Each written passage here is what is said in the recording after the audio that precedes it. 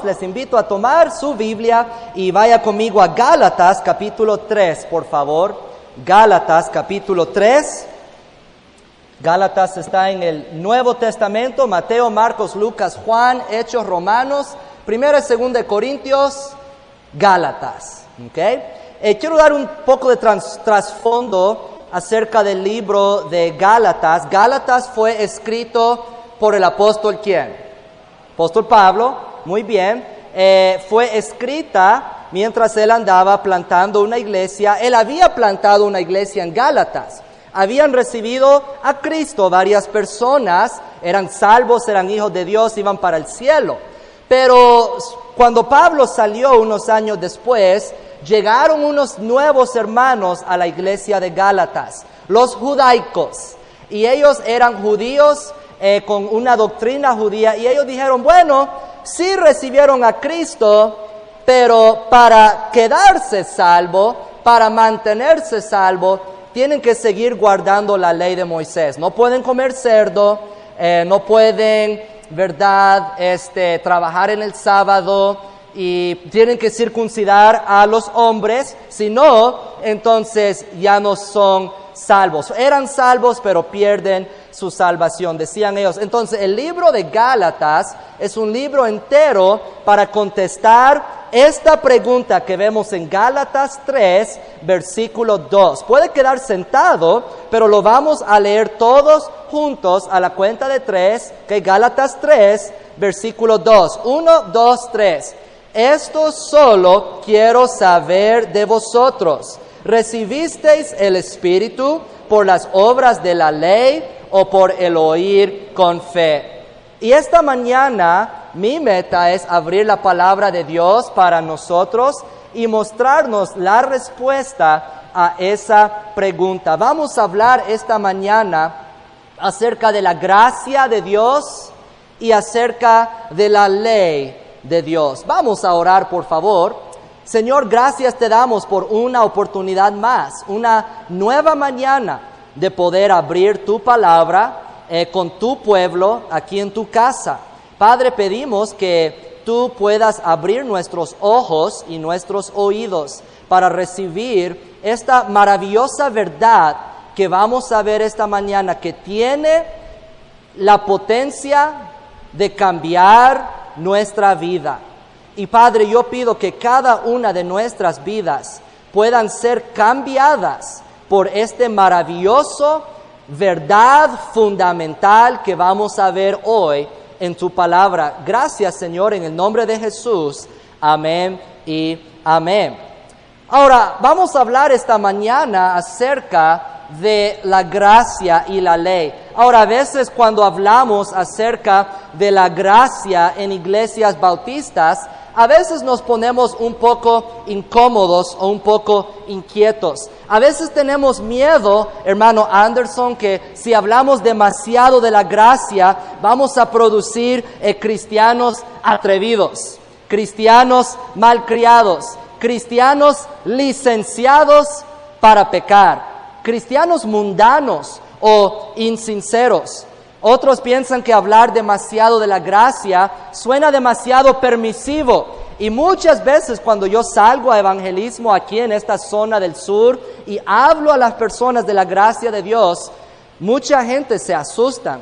Y muchos dicen, sí, pero nosotros hay que hacer nuestra parte. Y no solo es así de sencillo, no solo es así de fácil como usted lo dice.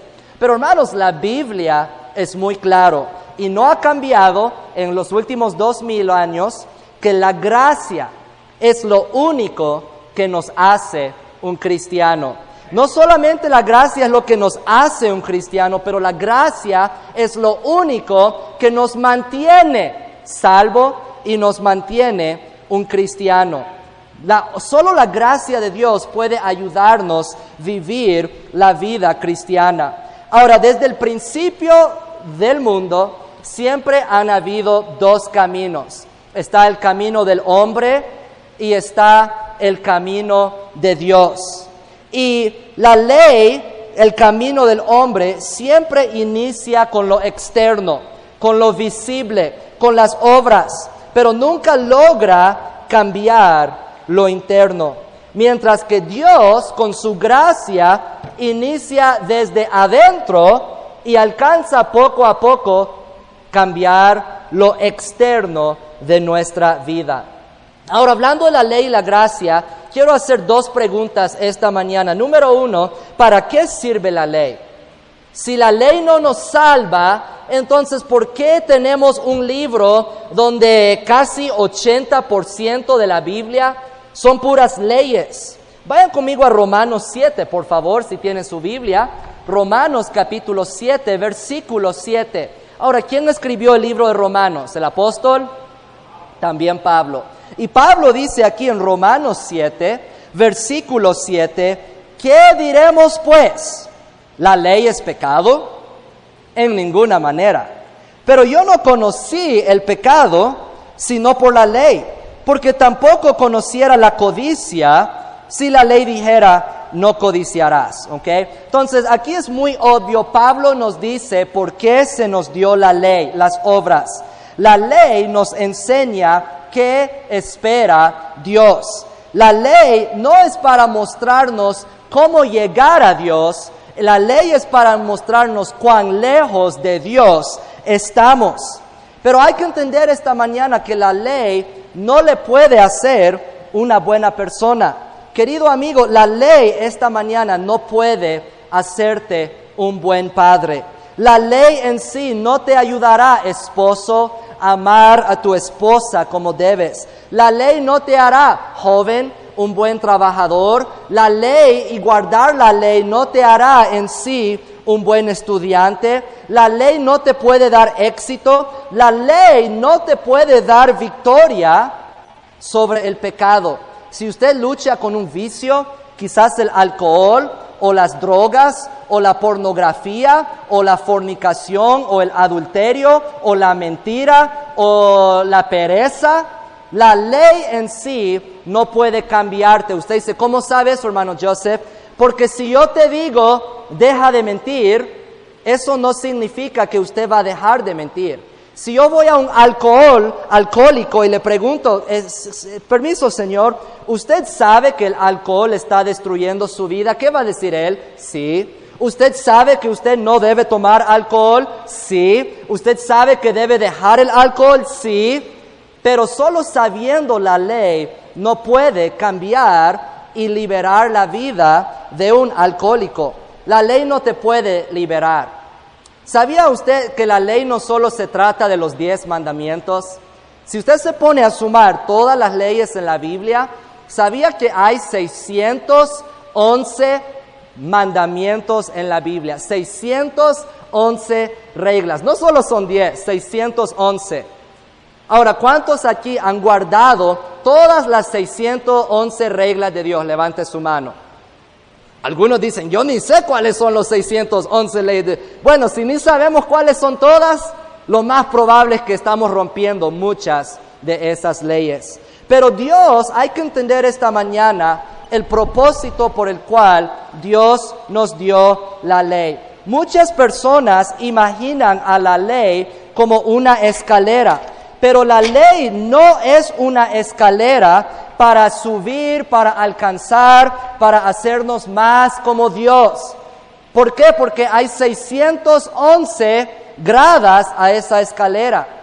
Y entre más alto llegas, la Biblia dice que cuando rompes uno, más bajo caes. Dijo el apóstol Santiago que si rompemos un aspecto de la ley, somos culpables de todo. ¿Cuántas leyes rompieron Adán y Eva para ser condenados al infierno? Solo uno. Y en mi opinión ni fue tan grave. Solo comieron una fruta, solo hicieron una desobediencia pequeña y por esa pequeña desobediencia fueron condenados. Y yo no sé usted, pero yo he hecho cosas mucho, mucho peor que solo comer una fruta prohibida una vez en mi vida. Entonces tú y yo nos encontramos condenados por la ley, no liberados de la ley. La ley no es una escalera. Yo pienso de la ley más como un espejo. La ley es como un espejo que nos demuestra cuán bajo hemos caído. La ley es un espejo que cuando miramos, ese espejo nos muestra cuán rebeldes somos, cuán tercos somos, cuán egoístas somos, cuán perezosos somos. Ahora, esto es lo que hay que entender de la ley. La ley no te puede cambiar, igual como viendo el espejo en sí no te hace más bonito, no te hace más guapo. Viendo un espejo no va a arreglar los problemas que se ven en el espejo. Entonces, la ley de Dios no es como una escalera que subimos para llegar a Él. Entre más guardamos, más cerca estamos a Él. Es más como un espejo. Yo pienso de la ley no solo como un espejo, pero como un foco. Un foco, si usted lo alumbrara en la noche, ese foco va a revelar todo el polvo, todo el sucio, ¿verdad? Aquí se va mucho la luz. Cuando yo enciendo un foco en mi cuarto, ese foco demuestra toda esa ropa sucia que tengo botado en el piso, muestra toda la basura que no he recogido, muestra todas las telas de arañas, pero solo alumbrando el cuarto con un foco no va a limpiar mi cuarto. ¿Me están siguiendo, hermanos? Entonces, la ley no es una escalera, es como un espejo. La ley de Dios es como un foco que demuestra nuestros errores. La ley de Dios, yo lo pienso así, es como una radiografía. Hace poco, el mes pasado, mi bebé, mi hijo Tomás, va a cumplir 2 años pronto. Él andaba de loco en la casa y se quebró el dedito grande, ¿verdad? Del pie. Y algunos de ustedes pueden ver aquí el rayo X del piecito de Tomás. Lo puedo mostrar después del culto si lo quiere ver con más detalle. Pero este rayo X que se hizo a mi hijo no pudo arreglar el dedo, solo pudo diagnosticar el problema. ¿Me están siguiendo? La ley de Dios nos demuestra cuál es el problema, pero no, solo que usted tome un rayo X no significa que su hueso fracturado se va a sanar. Entonces, la ley de Dios no es como una escalera, es como un espejo que muestra cuán sucio estamos. Es como un foco que nos demuestra cuán perdido estamos. Es como un rayo X que demuestra cuán quebrados estamos. Y por eso Dios nos ha dado la ley. La ley también no solo es como un espejo, no solo es como un foco, no solo es como un rayo X, pero la ley de Dios es como un ayo. ¿Qué es un ayo, hermano Joseph? Vayan a Gálatas capítulo 3, por favor. Gálatas 3, donde comenzamos. Ahora, ¿quién escribió el libro de Gálatas? El apóstol Pablo. ¿Ok? Otra vez, cristianos que se hacían esta pregunta: ¿cómo recibimos el Espíritu? ¿Por el oír por la fe o por las obras de la ley? ¿Cuál será? Pues aquí en Gálatas 3:24, Pablo dice que la ley ha sido nuestro ayo para llevarnos a Cristo, a fin de que fuésemos justificados por la fe. Ahora, la palabra ayo no se usa mucho, le voy a confesar, yo no sabía qué significaba. Entonces yo fui en el internet, busqué el diccionario de la Real Academia Española, un diccionario de español, y busqué la palabra ayo. Y la palabra ayo, según la RAE, es una persona encargada en las casas principales de los griegos y romanos de custodiar niños o jóvenes y de cuidar de su crianza y educación. Ahora, la Biblia original, el libro de Gálatas, no se escribió en español. ¿En qué idioma se escribió? ¿Alguien sabe? En el griego, en el idioma griega. Y la palabra aquí, ayo, en el griego, en el original, es la palabra paidagogos. Es la palabra de que hoy sacamos pedagogía. Pero el pedagogo no es lo que hoy llamamos un docente, esa es la palabra griega didáscalos, pero la palabra pedagogos, oigan bien lo que fue el pedagogos, era un esclavo o siervo, griego o romano, encargado de cuidar, castigar, guiar y acompañar a un niño a la escuela, desde la edad de 7 años hasta que llegara a la madurez. Ahora, yo estuve pensando, y yo creo que una palabra muy bien para pedagogos hoy aquí en Honduras, es una palabra que ustedes conocen, un niñero. ¿Han escuchado de un niñero? Quizás un niñero acompaña a su hijo en el mototaxi para la escuela. Quizás hay una niñera que llega a cuidar a su bebé mientras mamá y papá tienen que salir para hacer compras. Ahora, hay que entender el propósito de un niñero. El niñero puede alistar a tu hijo para la escuela, pero no le puede dar las clases. La niñera puede acompañar a tu hijo a la escuela, pero no le va a sacar una licenciatura a tu hijo. La niñera lleva a tu hijo a la escuela, pero no le da las clases. La niñera asegura que el niño llega a tiempo, pero no puede asegurar que el niño aprende. O sea, la niñera es muy diferente al trabajo del padre y al trabajo del maestro. La niñera cuida, pero no cría.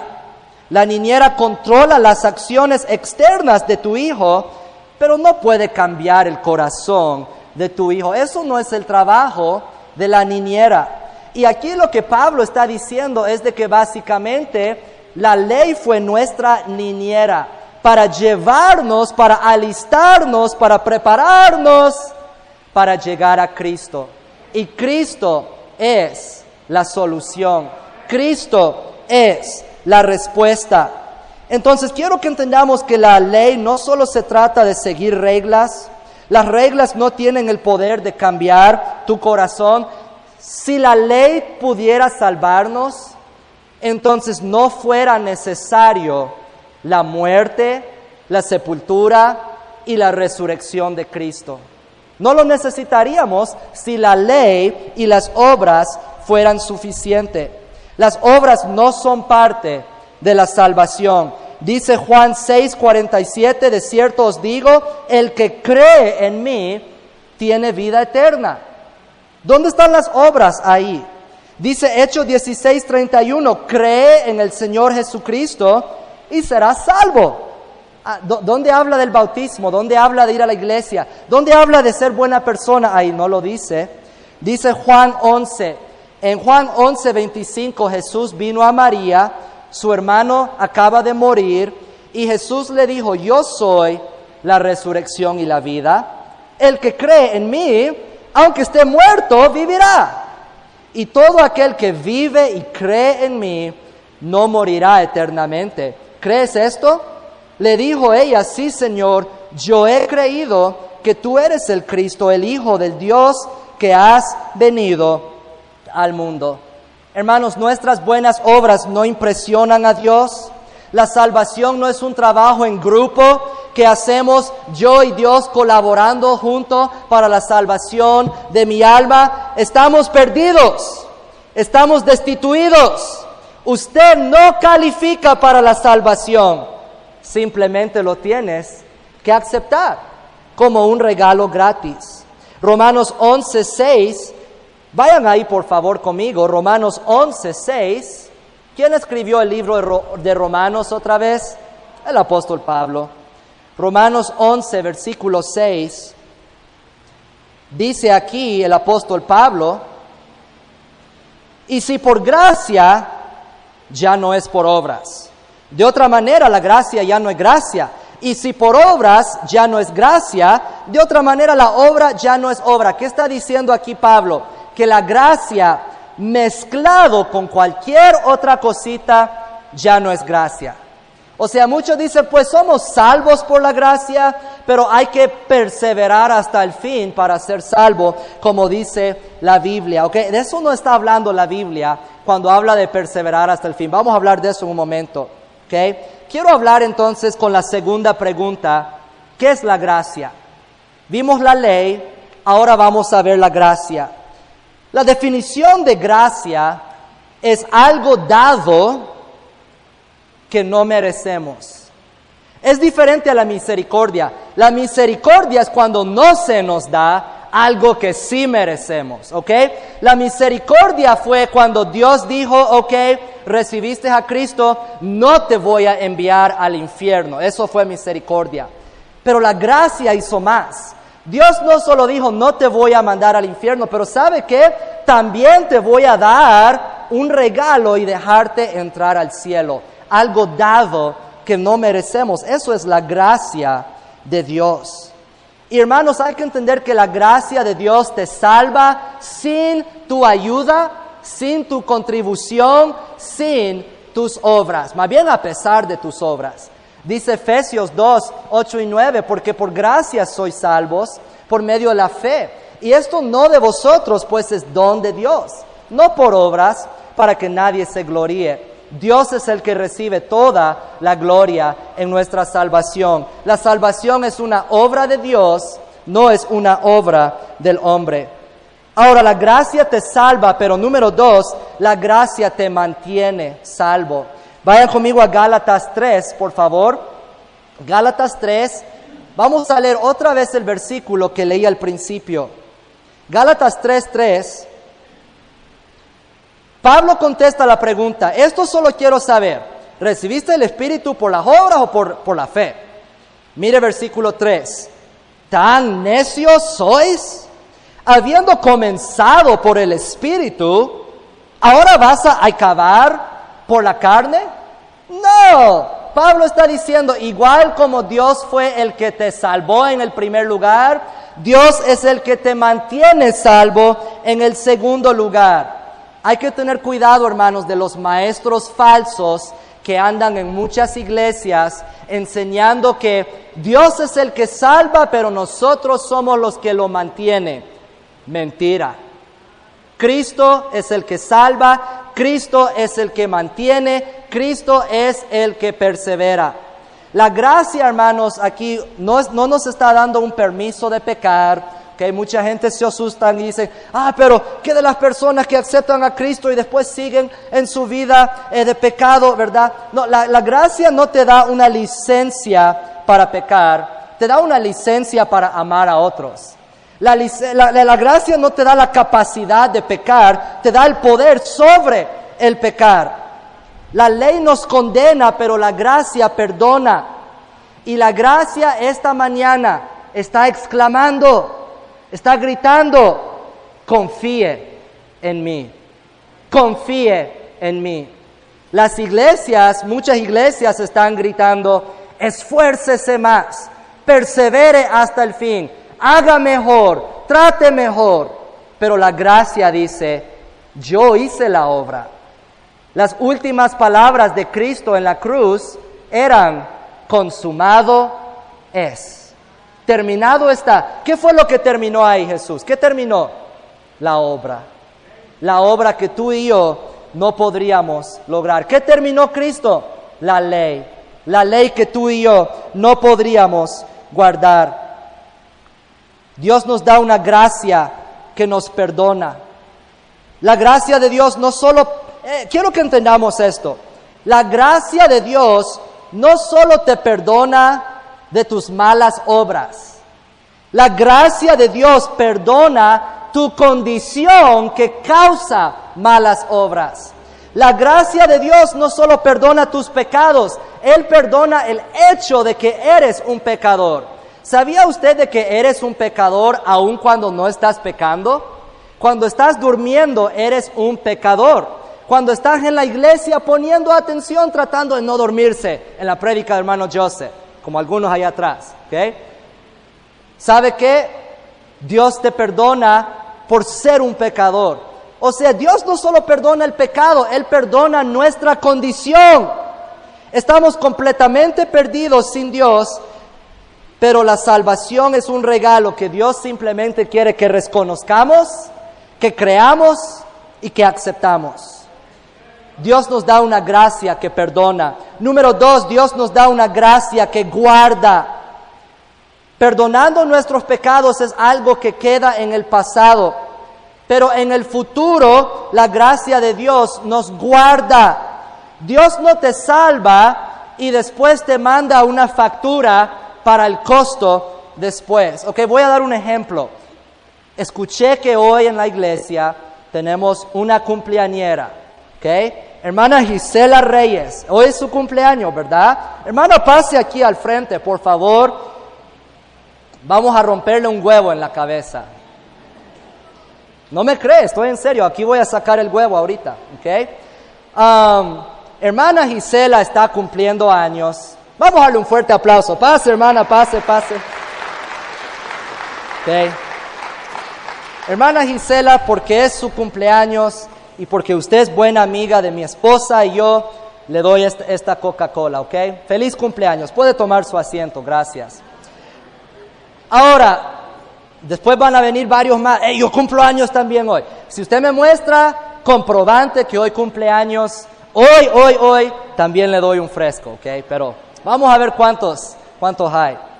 Ahora, yo di, hermana Gisela, un regalo por su cumpleaños, ¿ok? Algo pequeño, no es nada, la verdad. ¿Qué pasa si mañana yo miro a hermana Gisela y yo digo, hey, hermana, ¿cómo pasó su cumpleaños? No, bien. Hey, hermana, todavía me debe esos 22 lempiras por la Coca-Cola de ayer. ¿Qué diría, hermana? No, ya no es un regalo. ¿Sabe qué? Dios no te salva y después te manda la factura. Dios no te dice, hey, te voy a regalar la vida, pero ahora es tuya para mantener. Ahora tú tienes que pagar el precio con las obras y con el sudor y con la lucha para mantener ese regalo. No. Era gratis, queda gratis y siempre será gratuito. Amén. Es la gracia de Dios. Muchos dicen, pero ¿qué tal ese versículo en Apocalipsis? El que perseverare hasta el fin, ese será salvo, ¿ok? Eso está hablando del libro de Apocalipsis, los últimos días durante los 7 años de tribulación. Lea el capítulo usted. Son las personas que no toman la marca de la bestia. Y dice, el que no toma la marca de la bestia y aguanta 7 años perseverando hasta el fin, sin tomar esa marca, será salvo. Tú y yo no estamos en esa época todavía, ¿ok? Es un mal entendido. Algunos dicen, sí, pero cuando fue el jueves, hablé con un hombre en el evangelismo, en Reinel Funes, y el jueves alguien me dijo, sí, pero así de sencillo no es. La Biblia dice que hay camino ancho y camino estrecho, y es bien difícil para que la gente se salva, porque el camino es estrecho, y angosta es la puerta para la salvación. ¿Okay? Pero yo le dije, sí, pero ¿quién es el camino? Jesús. Cuando la Biblia dice que el camino es estrecho, no es porque es difícil de lograr. Es estrecho porque la salvación solo, exclusivamente se encuentra en una sola persona, Jesucristo. Por eso es estrecho, porque solo hay una manera. Jesús dijo, yo soy el camino, y por aclararlo, por si hay duda, también dijo en Juan capítulo 10, yo soy la puerta. Jesús es el camino a la salvación. Jesús es la puerta a la salvación. Cuando dice estrecho, no es que es difícil de lograrlo, es que solo es exclusivo por una persona, el Señor Jesucristo. Dios nos da gracia que perdona. Dios nos da gracia que nos guarda para el futuro. Pero esto es lo que quiero que entendamos. Número 3, Dios nos da para el presente una gracia que transforma. Entendemos muy bien la gracia pasada cuando Cristo me perdonó de mis pecados. Y entendemos bien la gracia futura cuando Dios me va a guardar para el cielo. Pero muchas veces en nuestras iglesias luchamos a recordar que la gracia de Dios también te alcanza en el momento presente. Muchos no reconocen que la gracia de Dios ahorita tiene todo que ver con tus problemas como un cristiano hoy. Hoy tú puedes ser un buen padre por la gracia de Dios. Hoy tú puedes ser una buena esposa, un buen hijo por la gracia de Dios que te ha alcanzado. Tú puedes tener éxito en tu trabajo, puedes ser un buen padre, puedes ser un buen estudiante puedes enfrentar tus propios pecados hoy por la gracia de Dios. Muchas veces en la iglesia cantamos canciones, gracias, gracias, pero no estamos pensando de que esa misma gracia que nos alcanzó en el pasado, que nos guardó para el futuro, esa gracia es tuya ahorita. Esa gracia sigue siendo tuyo aun cuando fallas como un hijo de Dios. Esta gracia te da el poder de levantarte de la cama cada mañana y de poder dormir en paz cada noche. Dios no nos llama a ser cristianos porque tenemos la capacidad de ser cristianos. No. Dios nos llama a ser cristianos por su gracia. Usted lee la Biblia. Abraham no fue capaz. David no fue capaz. Moisés no fue capaz. Pedro no fue capaz. Pero ellos tuvieron la gracia de Dios en sus vidas. Cuando usted falla como cristiano en el presente, no significa que Dios cometió un error en salvar tu vida. Tu incapacidad, aún eso, es parte del plan de Dios. La Biblia no es un montón de historias compuestas juntas. En realidad la Biblia es un solo libro, una sola historia con varios capítulos. Y el tema de esta historia tiene un héroe y es Dios. Y el tema de la Biblia es cómo nuestro héroe Dios alcanza a personas débiles, personas imperfectas, personas incapaces por su gracia.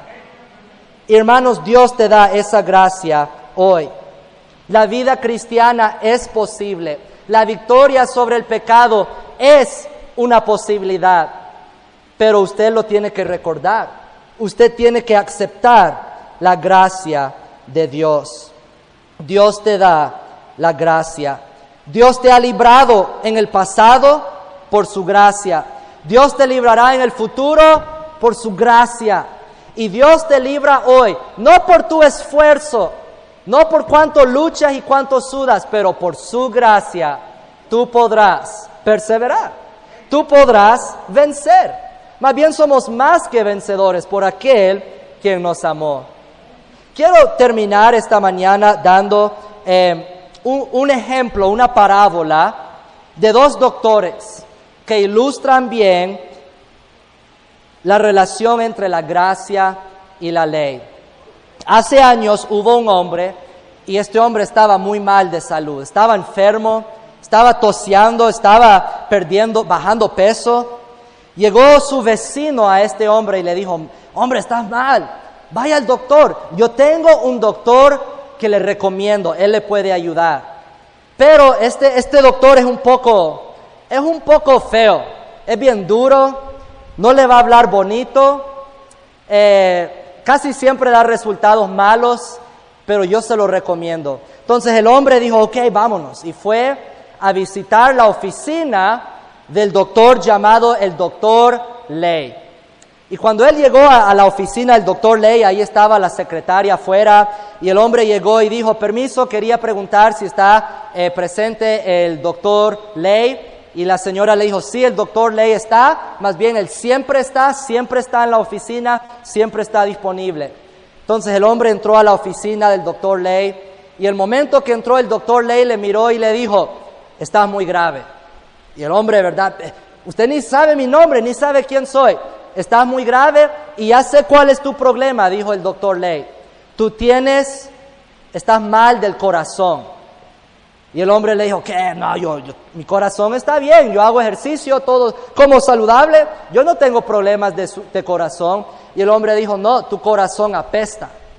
Más bien desde aquí lo puedo oler, tú tienes un corazón podrido. Y el hombre enojado dijo, no, yo no tengo problemas del corazón. Él dijo, más bien tengo otros problemas. Él dijo, yo tengo un problema con el enojo.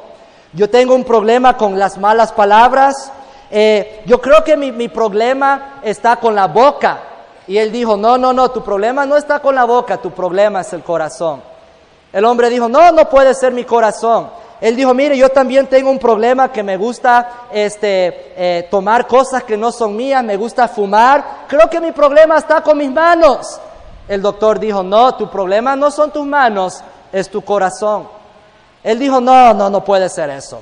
Él dijo, tal vez tengo problemas con los pies, doctor, mejor revíseme los pies, que mis pies me gustan llevarme al baile los fines de semana. Y el doctor dijo, no voy a revisar tus pies no son el problema es tu corazón. Él dijo, no, quizás son mis ojos. Mire que lucho con mis ojos, me gusta ver malas películas, me gusta ver esas malas revistas. Revíseme los ojos, doctor. El doctor Ley le dijo, no, tu problema es tu corazón. Hágame caso. Pues el hombre enojado, ofendido, dijo, no me gusta esto. No hay otro doctor que pueda visitar. Y él dijo, hay otros doctores, pero ni uno le va a ayudar. Y él dijo, bueno, voy a ir a probar otro. Se salió de la oficina. Él fue a buscar otro doctor y encontró la oficina de un doctor llamado el doctor Religión. Y él entró a la oficina del doctor Religión y sí parecía doctor.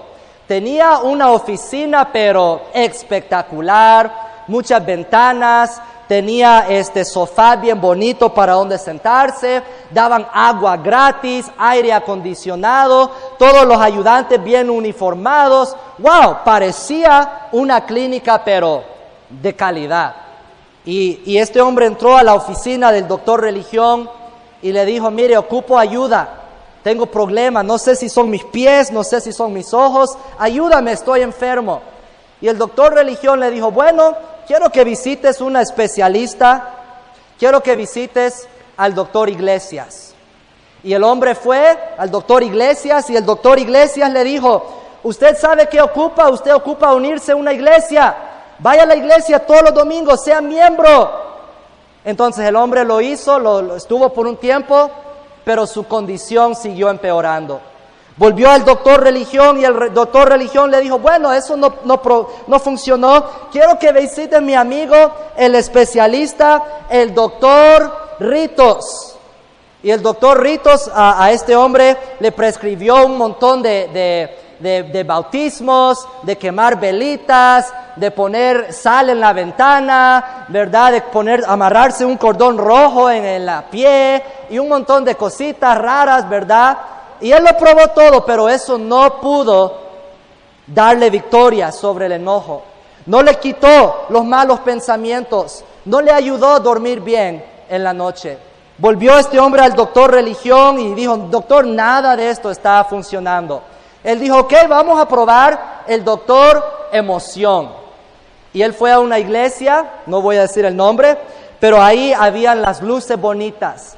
Habían las grandes semejantes baterías ahí en la plataforma, ¿verdad? Había una música, pero que le volaban los oídos a uno. Todos bailando, todos brincando. Y cuando él salió, él se sintió muy bien. Se sintió excelente. Y él volvió a la casa y dijo a su esposa, creo que la emoción, el doctor Emoción me curó. Pero al día siguiente amaneció sintiéndose igual. Él probó todos los demás doctores que le recetaron. Al último que fue el doctor Esfuerzo. El doctor Esfuerzo le dijo, no, tenés que hacer más. Estás muy perezoso. Tenés que orar más. Tenés que leer la Biblia más. Tenés que luchar más. Tenés que hacer más. Pero el doctor Esfuerzo tampoco lo pudo ayudar. Más bien lo dejó más cansado y más peor de salud. Al fin, el hombre decidió volver al doctor Ley. Y él fue a la oficina del doctor Ley, entró, ahí estaba la secretaria, ¿verdad? Él con mucha pena dijo, ¿está el doctor Ley? Y ella dijo, sí, el doctor está, siempre está, nunca está afuera, pase adelante. Y entonces el hombre entró a la oficina y el doctor Ley le miró y le dijo, ¿te mirás más cansado? Y él dijo, sí, lo estoy. ¿Te mirás más enfermo? Sí, lo estoy. Pues doy gracias que no has muerto aún todavía, dijo el doctor. ¿Y tomaste mi consejo? ¿Fuiste a ver otros doctores? Sí. Y dijo el hombre, ninguno de esos me pudieron ayudar, más bien me quitaron más tiempo y ahora estoy peor de salud, estoy mucho peor. Y el doctor Ley le dijo, mire amigo, vas a ocupar, como le dije, una cirugía de corazón. Tu corazón está enfermo, vamos a tener que sacarle ese corazón y darle completamente un corazón nuevo. Y él dijo, no me lo pueden solo arreglar, no me pueden dar una pastilla, no me pueden dar un tratamiento. Él dijo, no, todo el corazón tiene que salir y un corazón nuevo tiene que entrar. Y el hombre dijo, bueno, está bien, agendemos la cirugía. ¿Cuándo va a ser? ¿En un mes, la próxima semana? Y el doctor Ley le dijo, no, hoy, tiene que ser hoy. Y el hombre le dijo, no puede ser mañana. Y él dijo, no, la única fecha que manejo en mi calendario es hoy. Pero ¿por qué no se pudo haber hecho ayer? No, ayer no se pudo haber hecho, siempre tiene que ser la cirugía hoy. Y el hombre dijo, bueno, adelante pues. Y el doctor Ley dijo, pues yo no hago la cirugía, yo no le puedo hacer la cirugía, no le puedo dar un nuevo corazón. Y el hombre dijo, ¿qué? Pero tú me dijiste que yo ocupo. Sí, yo te digo que ocupas, pero yo no hago la cirugía. Él dijo, el que le hace la cirugía es mi buen amigo, el doctor Gracia. Y en ese momento el doctor Gracia entró, el doctor dijo, vamos a operarle. Y el doctor Ley salió, todos sus ayudantes salieron. Pues el hombre se puso en la mesa listo para operarse y dijo, ¿usted me va a operar solo? Y el hombre, doctor Gracia dijo, sí, yo opero solo. Y él dijo, ¿no sería mejor tener un ayudante que le ayude al doctor Ley? Él dijo, el doctor Ley no sabe nada de esto, él no me puede ayudar, no está calificado. Y él dijo, bueno, está bien, esto va a doler mucho, sí le va a doler. Pero él dijo, yo nunca en todos mis años de práctica, nunca he perdido un paciente. Y después el doctor Gracia comenzó a cortar. Y mientras él cortó, el hombre se preguntó, espera, una pregunta. ¿De dónde va a sacar el nuevo corazón que me va a poner? Y él dijo, ¿sabe qué? Todo ya está provisto. Un amigo suyo ya proveyó el corazón. Todo está. Él comenzó a hacer el corte y el momento que comenzó a cortar, salió un olor pero horrible, como de un animal muerto. Y el doctor dijo, ¿usted huele eso? Eso es su corazón. Su corazón fue el problema, ese olor de muerte. De ahí venían tus malos pensamientos, de ahí venían tus malas palabras. Por eso tenías esos vicios. Y él sacó ese corazón negro, sucio, y lo botó. Y le puso un nuevo corazón, le puso las puntas, ¿verdad? Y terminó la cirugía. El hombre dijo, pues gracias doctor, ya me siento mucho mejor, me siento como nunca me he sentido antes. Y el hombre luego le dijo, ahora una pregunta doctor, ¿voy a tener que volver más adelante para otras citas? Y el doctor dijo, no, esta cirugía es una vez para siempre. Y ese corazón, te prometo, te va a durar toda tu vida hasta el día que mueras. Nunca vas a ocupar un reemplazo, nunca vas a ocupar una devolución o un descambio. Y ese hombre salió ese día curado. Ahora esa parábola, esa historia de el doctor Ley y el doctor Gracia nos muestra, hermanos, lo que Cristo quiere hacer en tu vida. Y si tú nunca has recibido un cambio de corazón, Jesús dijo que para entrar al cielo hay que nacer de nuevo. Hay que hacernos una nueva criatura. Y el único que lo puede hacer es nuestro amigo Jesucristo.